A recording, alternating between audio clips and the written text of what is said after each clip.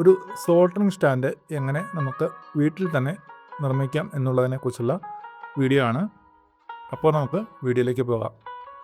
ഇതിന് ആവശ്യമായ വസ്തുക്കൾ: ഒരു നോസ് പ്ലെയർ, ഒരു പഴയ കോമ്പസ്,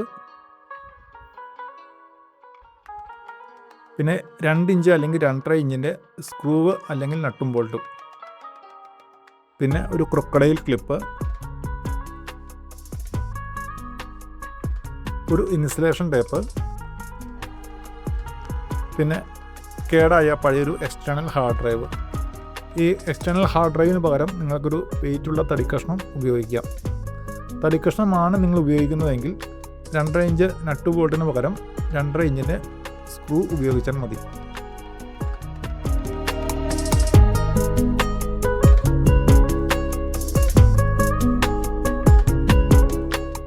ഞാനിനി ഈ എക്സ്റ്റേണൽ ഹാർഡ് ഡ്രൈവിൻ്റെ കേസിൽ സോൾഡറിംഗ് ഗൺ ഉപയോഗിച്ചൊരു ഹോൾ കൊടുക്കുകയാണ്.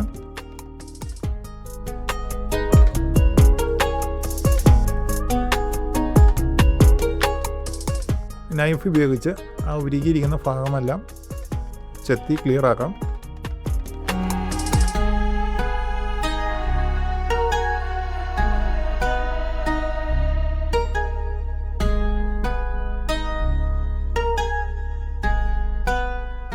ഹോളിലൂടെ ഈ നട്ടും ബോൾട്ടും ഇട്ട് കൊടുക്കാം.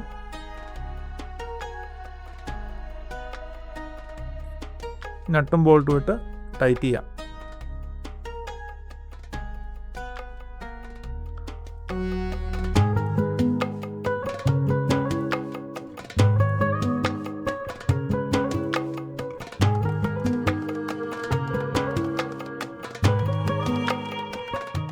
നമ്മളത് നട്ടും ബോൾട്ടും ഇട്ട് ടൈറ്റ് ചെയ്തു. ഇനി പ്ലെയർ ഉപയോഗിച്ച് ഒന്ന് ടൈറ്റ് ചെയ്തേക്കാം.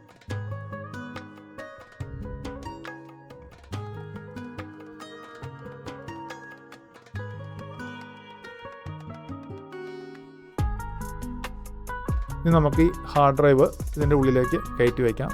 ഇനി നമുക്ക് ഈ കേടായ ഹാർഡ് ഡ്രൈവ് ഇതിനകത്തേക്ക് ഇൻസേർട്ട് ചെയ്യാം.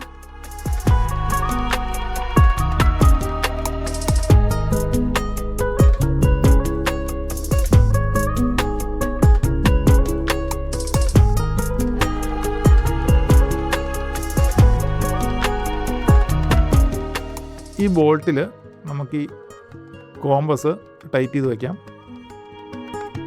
കോമ്പസ് നന്നായി ടൈറ്റ് ചെയ്യുക.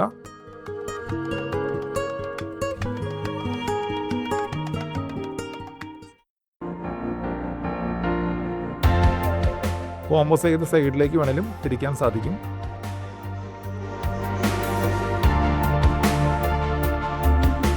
അതിനുശേഷം നമുക്ക് ഈ ക്രൊക്കഡൈൽ ക്ലിപ്പ് വെക്കാം. വെറുതെ വെച്ചാൽ ഇത് ടൈറ്റ് ആവുകയില്ല. അതുകൊണ്ട് ഞാനവിടെ ഇൻസുലേഷൻ ടേപ്പ് ചുറ്റുകയാണ്.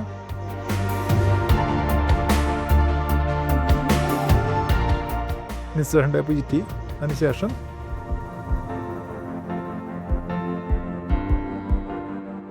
ഇനി ക്രൊക്കഡൈൽ ക്ലിപ്പ് വെച്ച്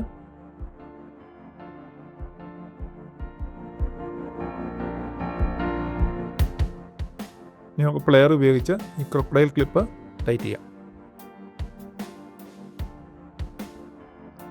നന്നായി ടൈറ്റ് ചെയ്യണം, ഊരിപ്പോകാത്ത രീതിയിൽ.